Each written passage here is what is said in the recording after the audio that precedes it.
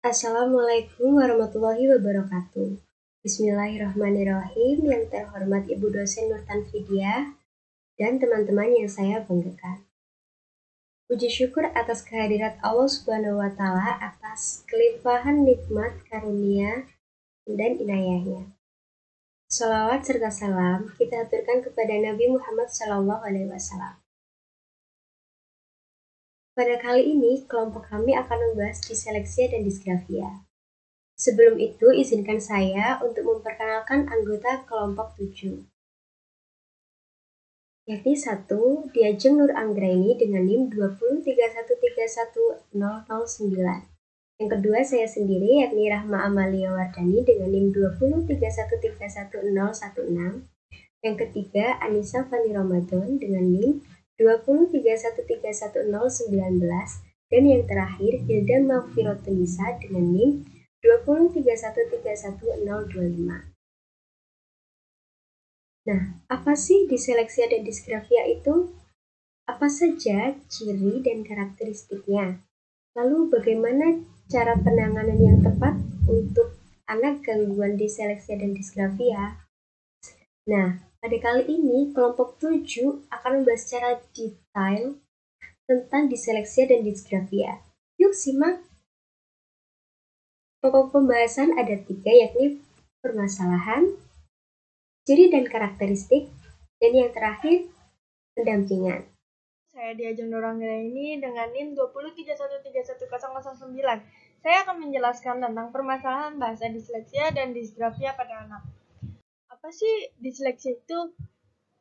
Disleksia menurut Chris Clay adalah kesulitan membaca, menulis, dan mengeja atau disortografi tanpa adanya gangguan sensori perifer. Dalam arti tidak memiliki kelemahan pada pendengaran, penglihatan, inteligensi emosional primer, atau lingkungan kurang menunjang.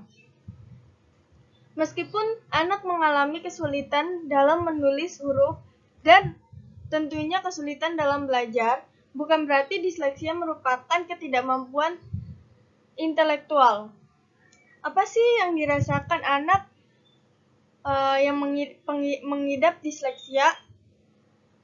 Walaupun tidak menyebabkan kematian atau cacat menetap, anak disleksia akan mengalami kesulitan dalam saat sekolah.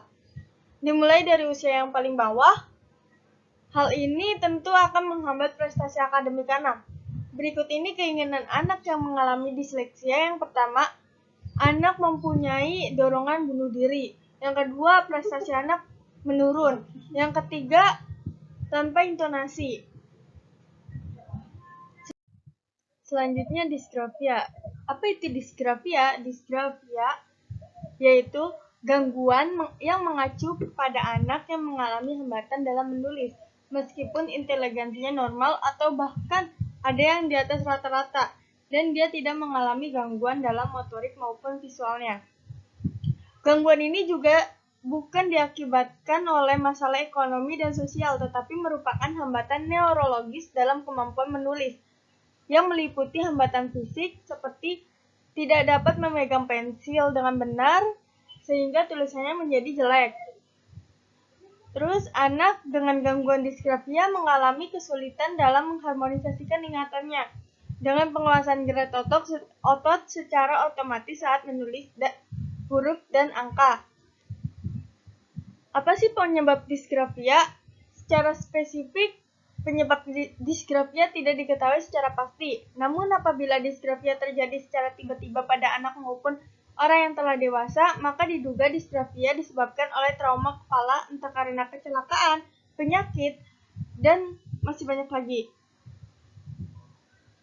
Di samping itu, para ahli juga menemukan bahwa anak yang dengan gejala disgrafia terkadang mempunyai anggota keluarga yang memiliki gejala serupa. Demikian ada kemungkinan faktor herediter ikut berperan dalam disgrafia. Banyak individu yang menderita disgrafia biasanya merasakan sakit ketika menulis. Rasa sakit tersebut dimulai dari lengan bagian bawah, kemudian menyebar ke sistem saraf di seluruh tubuh. Ironisnya, studi menemukan bahwa para penderita disgrafia jarang mengeluhkan rasa sakitnya tersebut.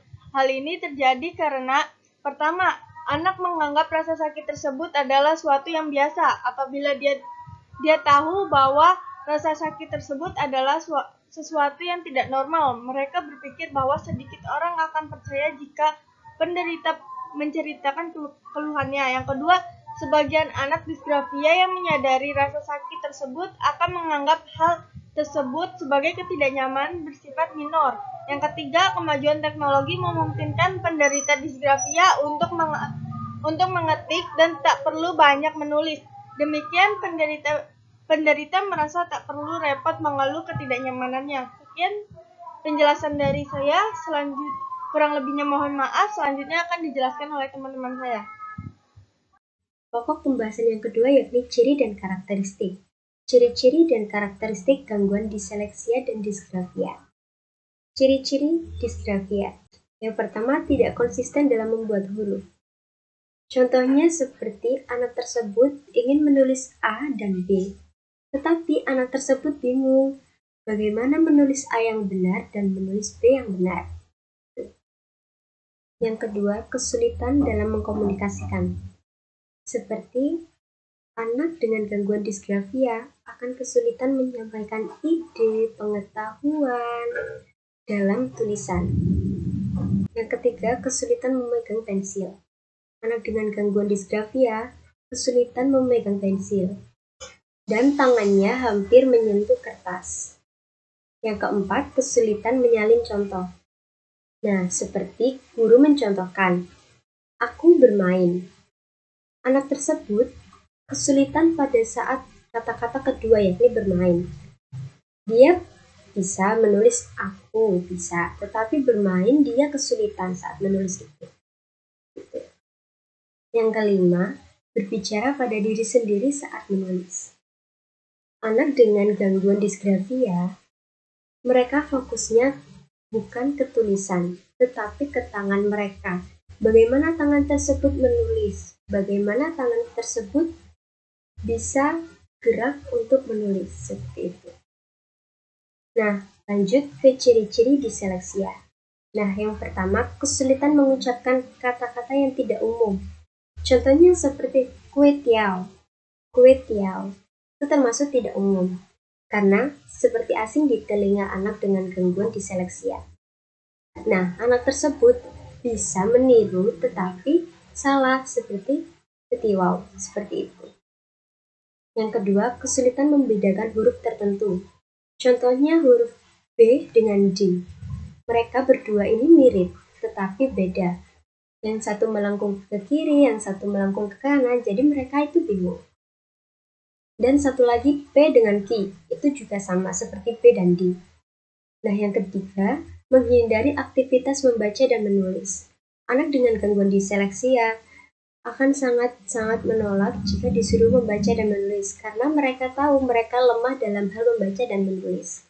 Lemah karena mereka agak kesulitan, mereka lambat untuk membaca dan menulis, jadi kadang mereka itu malu untuk disuruh membaca atau menulis seperti itu. Yang keempat, sering menulis terbalik. Ibu guru menyontohkan untuk menulis tip, tetapi mereka menulis tip, seperti itu. Yang kelima, kesulitan mempelajari bahasa asing. Jadi mereka sangat sulit untuk mempelajari bahasa asing, dikarenakan bahasa Indonesia atau B1-nya itu ada kendala. Jadi, B2 atau bahasa asing itu juga terkendala, karena B1 dengan B2 itu saling melengkapi atau saling berhubungan, seperti itu. Setelah itu lanjut ke karakteristik. Pembahasan selanjutnya yaitu mengenai karakteristik. Yang pertama ada masalah persepsi dan masalah koordinasi. Masalah persepsi berhubungan dengan indera penglihatan dan pendengaran, sedangkan masalah koordinasi berhubungan dengan motorik. Untuk masalah persepsi penglihatan, itu anak sulit untuk membedakan huruf atau kata yang mempunyai bentuk yang hampir sama, seperti contoh huruf M dan W, atau huruf B dan D. Kata sabit dan sakit itu kan hampir sama.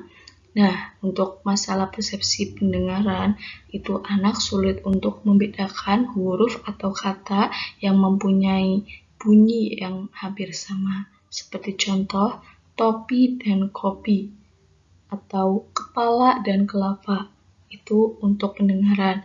Dan masalah koordinasi motorik mereka itu sulit untuk menulis, melompat, menendang, dan lain sebagainya.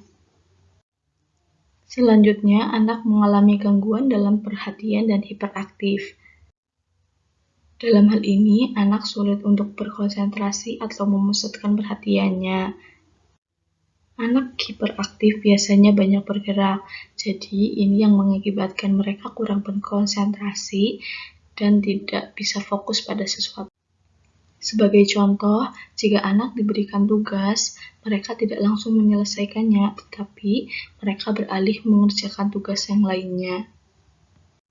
Nah, karakteristik yang ketiga yaitu anak mengalami gangguan dalam mengingat dan berpikir. Dalam masalah ingatan atau memori, anak itu sulit untuk mengingat materi yang diberikan. Nah, hal ini terjadi karena mereka mempunyai masalah dalam pemahaman bunyi bahasa sehingga sulit untuk memaknai kata atau kalimat yang terdengar sangat mirip. Seperti contoh tadi, kopi dan topi, kata K dan kata T. Kata kopi terdengar seperti topi. Atau sebaliknya, untuk masalah berpikir, anak mengalami kesulitan dalam menyelesaikan suatu masalah. Jadi, jika dia mendapati sebuah masalah, dia tidak bisa langsung menyelesaikan masalah tersebut. Karena mereka mempunyai otak dan saraf yang berbeda dengan anak biasanya, anak pada umumnya. Terus selanjutnya yaitu kurang mampu beradaptasi. Dalam hal ini, anak belum bisa atau kurang mampu menyesuaikan diri dengan lingkungannya.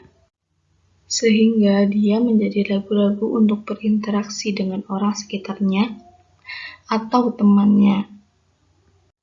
Kemudian siswa tidak aktif, maksudnya yaitu anak yang mengalami gangguan ini menunjukkan gejala sebagai siswa yang tidak aktif. Sebagai contoh, jika guru memberikan dia pertanyaan, dia tidak langsung menjawab, dia tidak berani untuk mengungkapkan jawabannya. Nah, yang terakhir yaitu pencapaian hasil belajar yang rendah. Misalnya pada umumnya anak sudah bisa membaca, menulis, atau berhitung. Nah, pada anak ini itu cuman bisa membaca atau menulis saja. Nah, ini sudah termasuk pencapaian hasil belajar yang rendah. Saya Anissa Fani, NIM 20313131019. Di sini saya akan menjelaskan pendampingan anak yang mengalami gangguan disgrafia dan disleksia. Strategi yang dapat kita lakukan untuk anak yang mengalami gangguan disgrafia. Yang pertama, tahap pramenulis. Dalam tahap ini, kita dapat memperkenalkan anak cara memegang pensil yang benar, posisi duduk yang benar, dan yang ketiga adalah jarak pandang mata mereka dengan buku mereka masing-masing. Biasanya pada tahap awal ini kita memberi kebebasan anak untuk mencoret-coret sesuai imajinasi mereka. Yang kedua yaitu menjiplak huruf. Kegiatan ini kita memperkenalkan anak cara menarik suatu garis, menghubungkan titik-titik, membuat bangun datar, dan lain sebagainya. Ketiga yaitu menulis huruf balok. Di sini pendidik dapat menyajikan suatu video yang bertemakan huruf alfabet mulai dari A sampai Z, kemudian meminta anak untuk melihat dan mendengarkan isi video tersebut. Di akhir kegiatan pembelajaran, pendidik meminta anak untuk menulis kembali huruf apa saja yang disajikan dalam video tersebut. Kegiatan ini dapat menunjang cara menulis anak. Selanjutnya saya akan menjelaskan pendampingan anak yang mengalami gangguan disleksia. Disleksia merupakan gangguan ataupun hambatan yang terjadi pada anak dalam hal membaca.